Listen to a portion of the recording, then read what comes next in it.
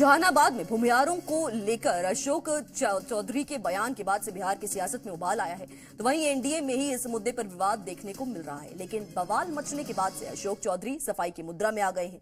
तो वहीं मंत्री अशोक चौधरी ने इस मामले में यू टर्न लिया है। उन्होंने कहा कि कुछ लोग पर्दा के पीछे से अटैक कर रहे थे और अब सामने से आ गए हैं। कौन लोग विश्वासी हैं अब पता चल रहा है। जी मीडिया से बातचीत में उन्होंने कहा कि तब तक ही किसी का जात का पता चल सकता है जब तक पार्टी का सिंबल नहीं मिलता।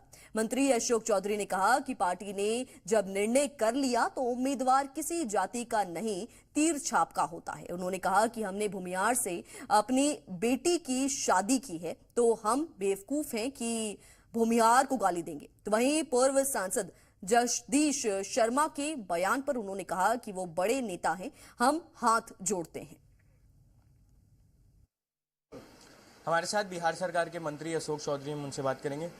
सर, आपने जहानाबाद में कुछ बयान दिया, वो काफ़ी ज़्यादा वायरल हो रहा है। आपकी ही पार्टी के नेता अब उसका विरोध भी कर रहे हैं। अच्छा है, कुछ लोग कम से कम पर्दा के पीछे से अटैक कर रहे थे, अब पर्दा के सामने से अटैक कर रहे हैं। कम से कम समझ में आ रहा है ना कौन पक्ष में है कौन विरोध में है। हमने क्या बयान दिया?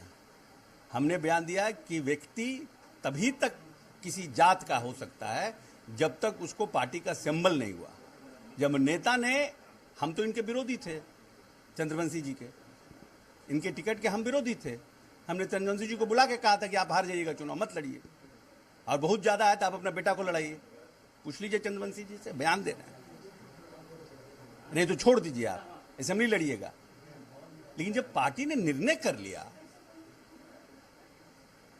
तो वो किसी जाति का और किसी बिरादरी का थोड़ी होता है, वो फिर तीर छाप है। जाति खत्म। हम संगठन के आदमी हैं, एनएसयूआई से हमने राजनीति किया है। 32 साल की उम्र में सरकार में मंत्री बन गए थे, अब 55 साल है, 6 बार ओथ लिए हैं। हम बेवकूफ हैं? हमको कह रहे हैं भूमिहार विरोधी।